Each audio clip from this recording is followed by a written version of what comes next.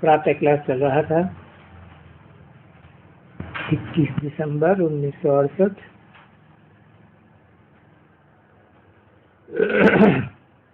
30 page. बहुत try करते हैं, दूर बहुत जाते हैं।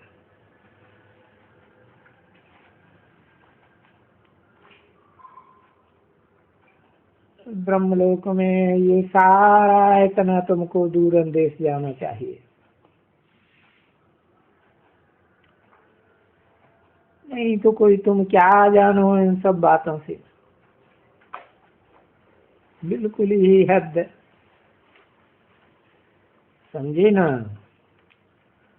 कुछ भी इन बातों का तुम बच्चों को पता ही नहीं है। मनुष्य हो करके अपने इस खेल का, नाटक का, ये कौन है सबसे बड़ा? सबसे बड़ा ना ऊंचे के ऊंचा भगवान। सकल सृष्टि तुम्हारे सूत्रधारी, तुमते होए सो आज्ञाकारी। तुम्हारी गत मत तुम ही जानो। तुम्हारे से अगर कोई जभी जावे, तुम्हारी गत से पावे तो देखो कितना पावे, कितना अभी तुम समझ गए हो। ऐसा कोई दूसरा मनुष्य होगा जिसकी बुद्धि में इतना होगा? तो तुम्हारे में भी बहुत नंबरवार बुद्धियों में है। बाप तो समझाते हैं ना कि मेरी बुद्धि कहाँ तक जाती है। हद के पार और बेहद के पार तो समझाते हैं। हद भी समझाते हैं, बेहद भी समझाते हैं। उस बेहद के पार क्या है भाई? वहां कुछ भी नहीं है। तो तुम बच्चों को रहने का स्थान, वो स्थान जहाँ सूर्य चंद्र की भी गम नहीं होती है, वहां सूर्य और चंद्रमा नहीं होते हैं। वो ब्रह्मांड महत्त्व है।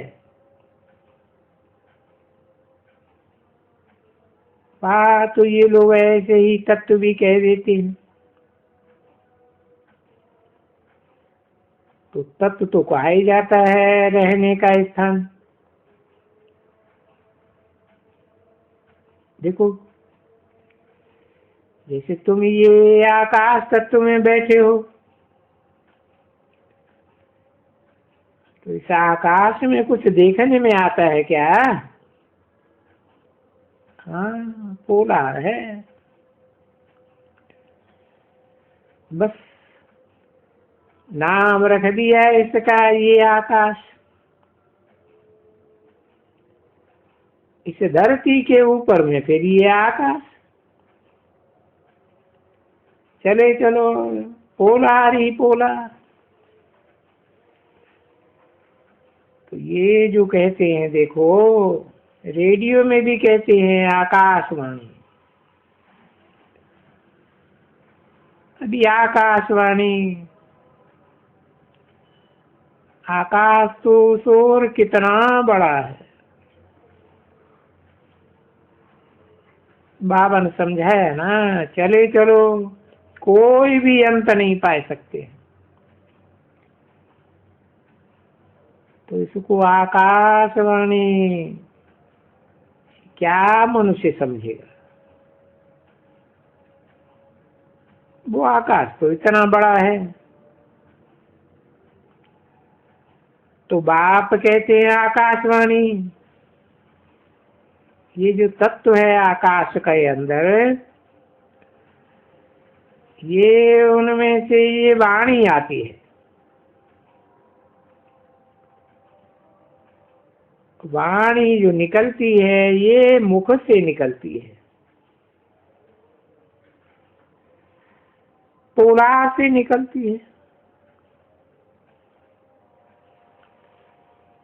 तो ये आकाश तत्व का बना हुआ शरीर है ना बच्चे।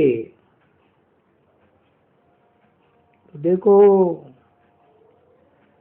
उसमें ये आकाश तत्व, ये जो मुख है ना बच्ची, इसको कहा जाता है पोलार। इसमें से आवाज निकलती है। तो देखो रेडियो में भी कहते हैं आकाशवाणी। अब इनका अर्थ तो तुम बच्चे समझ जाते हो ना बच्ची। ये तो बहुत कॉमन बात है एकदम। तो वाणी कहाँ से निकलती है? और कोई अंग से वाणी निकलेगी? आंखों से वाणी निकलेगी, कान से वाणी निकलेगी क्या? नहीं। इसलिए गाते ही है रेडियो में भी तो आकाशवाणी।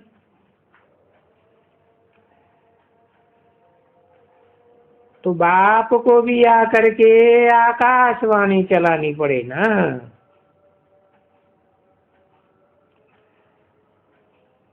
तो देखो यहाँ बैठ के शरीर में ना आकाश से बच्चों को सारा एकदम अपना भी राज समझाई दिया।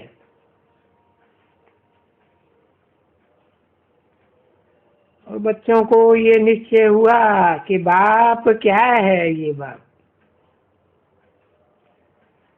कोई दूसरी बात तो है नहीं, बिल्कुल सिंपल है। जैसे हम आत्मा है वैसे बाबा भी आत्मा है। वो भी ऐसी ही छोटी आत्मा है। तो ऊंचे से ऊंची आत्माएं भी है ना। देखो पाठ मिला हुआ है अपना अपना सबको। तो सबको जो अपना अपना पार्ट मिला हुआ है उनमें एक आत्मा को ऊंचे से ऊंचा पार्ट मिला हुआ है वो। अच्छा फिर आओ नीचे पार्ट बजाने वालों में से। तो देखो नीचे आने पर भी सबसे ऊंचे से ऊंचा पार्ट फिर इनको मिला हुआ है।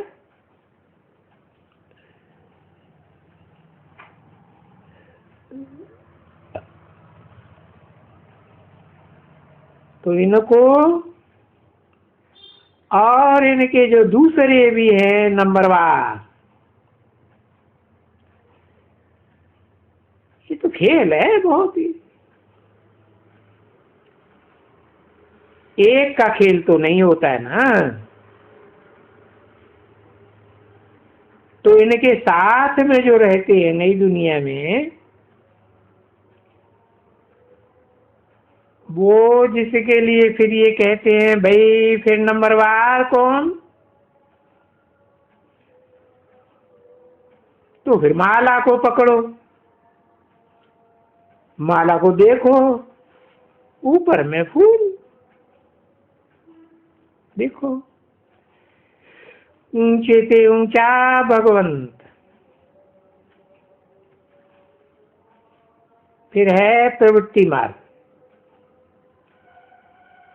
मेरुमण का, फिर युगे युगल कहते हैं जिसको मेरु कहते हैं। फिर वो दो युगल,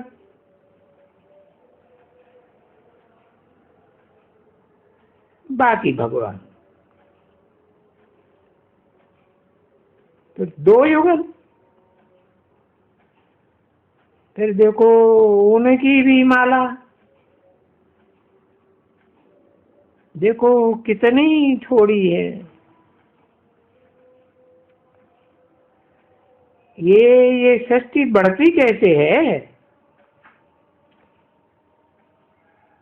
कितनी बड़ी होती है। फिर वो माला भी कितनी माला तुम कहेंगे तो मानेंगे। अभी तो 500 करोड़ दानों की माला है, आत्माओं की माला है। देखो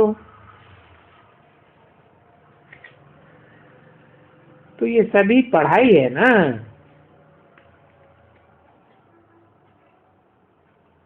तो ये सभी पढ़ाई जो बाप सुनाते हैं, अच्छा इनको टोटल बुद्धि में लेकर के पढ़ाई को, तो बीज और ये झाड़, झाड़ में फिर डिटेल में आ जाएंगे। तो डिटेल में तो जाते ही हो, सुनते ही रहते हो। और नट सेल में होलसेल जिसको कहा जाता है, बीज ऊपर में है और फिर है सारा झाड़ वैरायटी। इनमें फलाने फलाने धर्म है।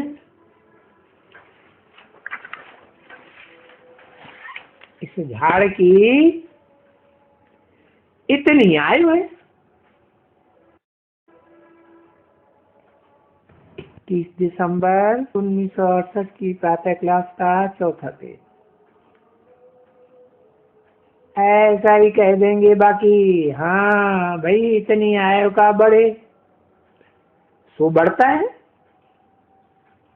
सो तो जरूर कहेंगे भाई क्वार्टर बढ़ा है, फिर आधा बढ़ा, फिर फुल बढ़ा।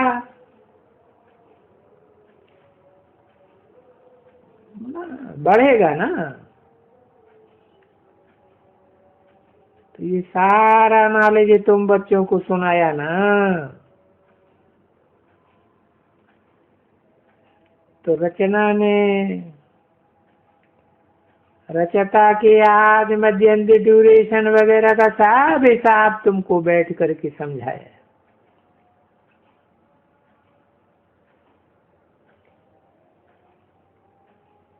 अभी समझ तो रहे हो ना सभी।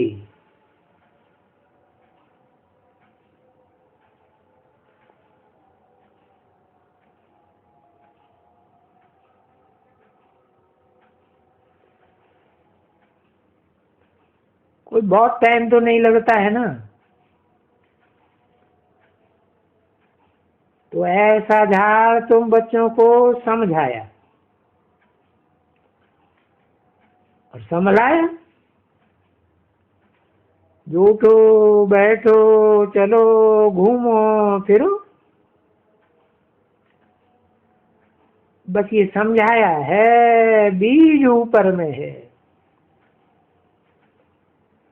ये सारे षष्टि रूपी एक कल्प वृक्ष का झाड़ है।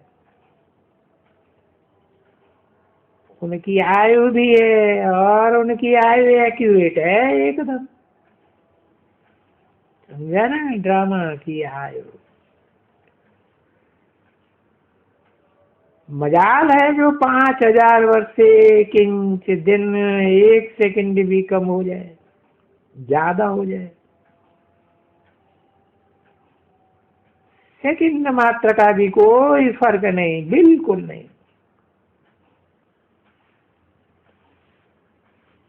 तो तुम बच्चों की बुद्धि में कितनी नॉलेज मिलती है। फिर इस नॉलेज में जो अंत तक अच्छी तरह से मजबूत रहते हैं और मजबूत रह सकते हैं, तभी मजबूत रह सकते हैं जबकि पवित्र हैं। अगर पवित्र नहीं तो फिर ये नॉलेज उनमें रहती ही नहीं है,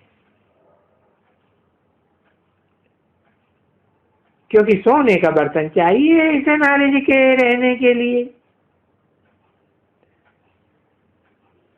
मना गोल्डन एज जब भी होंगे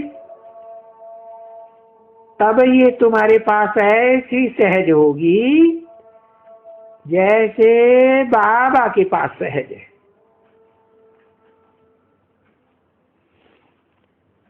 इस बाबा को कहा ही जाता है नॉलेजफुल। फिर तुमको भी कहेंगे नॉलेज है, मास्टर नॉलेजफुल।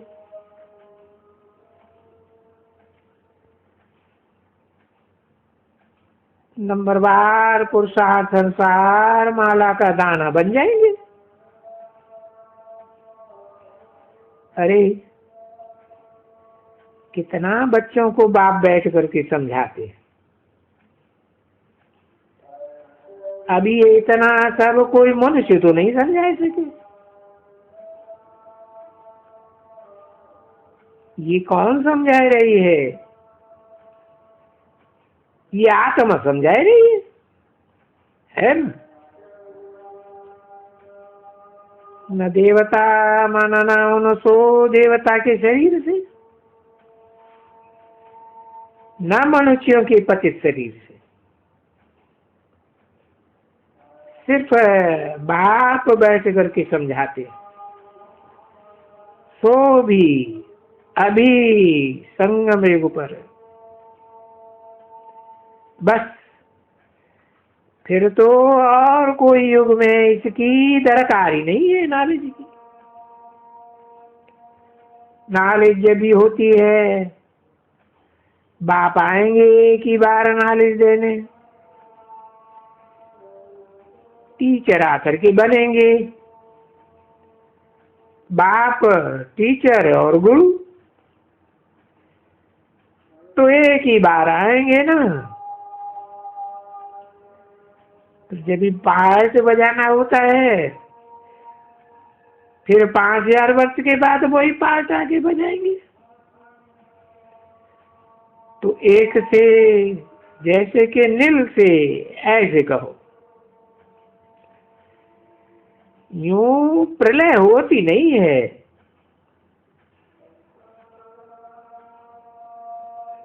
तो ये समझाते हैं।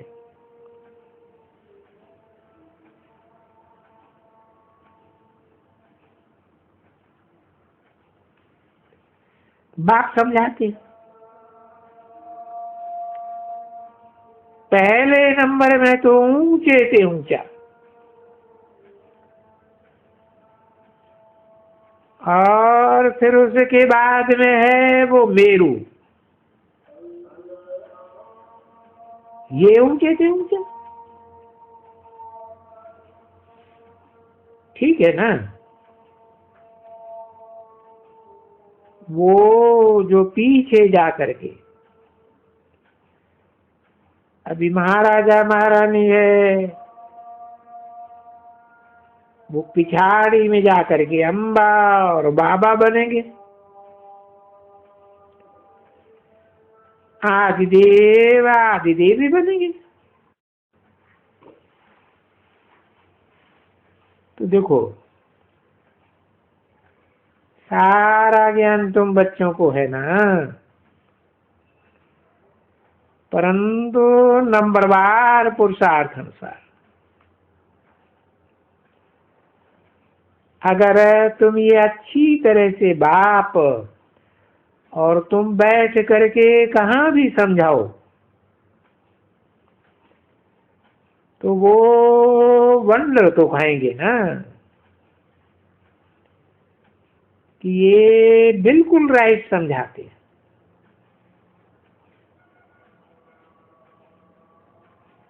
नॉलेज तो उनको सिवाय बाप के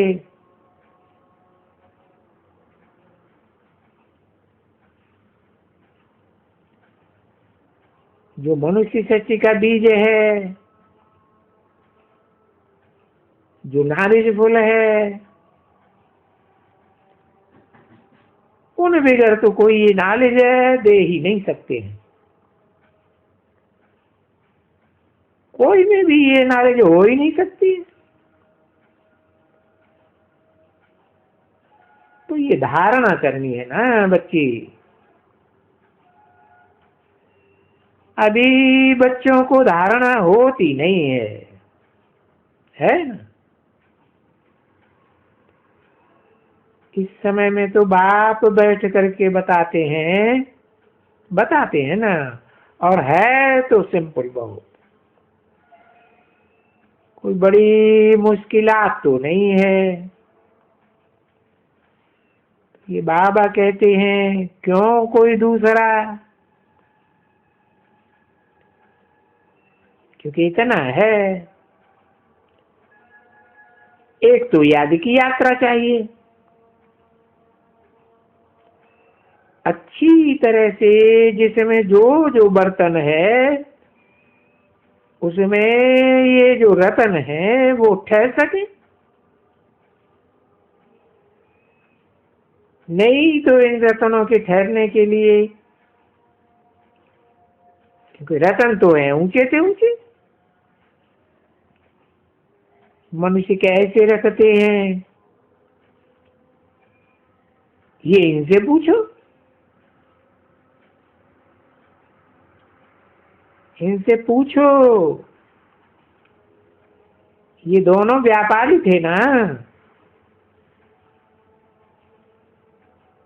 बाबा के पास जब कोई अच्छा एकदम हीरा आता था हाथ में, या माणिक या पन्ना, तो बाबा क्या करते थे, वो चांदी की डिब्बी, अभी सोने की तो नहीं, पर जहाँ चांदी की डबली धर करके कपूस वपूस सफेद डाल करके उसमें रख देते थे, समझा। फिर जब कोई आएंगे तब उनको ऐसे खोलेंगे और ऐसे दिखलाएंगे, ओहो ये तो फर्स्ट क्लास बीज है, फर्स्ट क्लास चीज दिखलाते। तो ये भी ऐसे ना बच्ची, तो जो अच्छी चीज है वो तो अच्छे बर्तन में शोभती है। तो ये तुम्हारा कान है बर्तन, इस बर्तन में धरना होता है ना, सुनते हैं ये कान, फिर धारणा करते हैं। तो ये सोने का बर्तन चाहिए ना, सोने का बर्तन कहते, जबकि बुद्धि योग बाप से लगा हुआ हो अच्छी तरह से, तो ये धारणा करते जाएंगे, और धारणा नहीं होगी तो निकलते जाएंगे। तो ऐसी वैल्यूएबल चीज है। तभी बाप ने वो रूप और बसंत की कथा सुनाई ना, कि आत्मा रूप भी है, और कितना है, कितना ज्ञान है उनमें, रूप में।